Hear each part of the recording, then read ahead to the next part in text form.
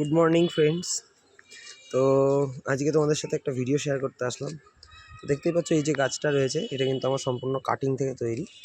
আমি নিজের হাতে করে গাছটাকে কাটিং করে তৈরি করেছি। দেখতেই পাচ্ছ এরকম একটা ডাল লাগানো ছিল এতটা মতো। তো সেই ডাল থেকে কিন্তু এত সুন্দর বুশি একটা গাছ কিন্তু রেডি হয়ে গেছে। তো তোমাদেরকে এটা শেয়ার করছি। দেখতেই পাচ্ছ কিন্তু এরকম একটা ভাঙা হাঁড়িতে কিন্তু আমি বসিয়ে দিয়েছিলাম কোনো কিছু না ভেবেই, কিন্তু গাছটা কিন্তু অসাধারণ সুন্দর হয়েছে। তোমরা দেখতেই পাচ্ছ ফ্লাওয়ার এসছে অসাধারণ। এই দেখো কি সুন্দর ফুল এসছে। যতদূর সম্ভব এটা পার্থ গ্রুপের গাছ আমার মনে হচ্ছে। তো তোমাদেরকে আমার ছোট্ট একটা নার্সারির সাথে পরিচয় করিয়ে দিই।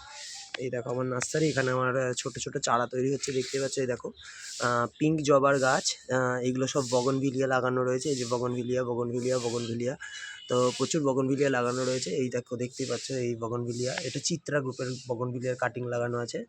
তো দেখতেই পাচ্ছ এই হচ্ছে আমার নার্সারি। তো দেখতেই পাচ্ছ এখানটায় কিন্তু ছোট্টখাট্ট একটা নার্সারি।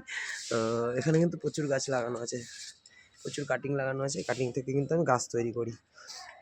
আর এই গাছে তো তোমাদেরকে আগেই দেখিয়েছি, এই গাছটাতে আমি পুরোটাতে গ্রাফটিং করেছি, 4-5টা কালার বেঁধেছি। আর সঙ্গে আমার কাছে একটা ভ্যারাইটি আছে যেটার আমি গোড়াতে একটা অন্য ভ্যারাইটি বেঁধেছিলাম, যেটা সাকসেস পেয়েছি, সেই জন্য তোমাদের সাথে শেয়ার করছি। এটা হচ্ছে থাই ডিলাইট।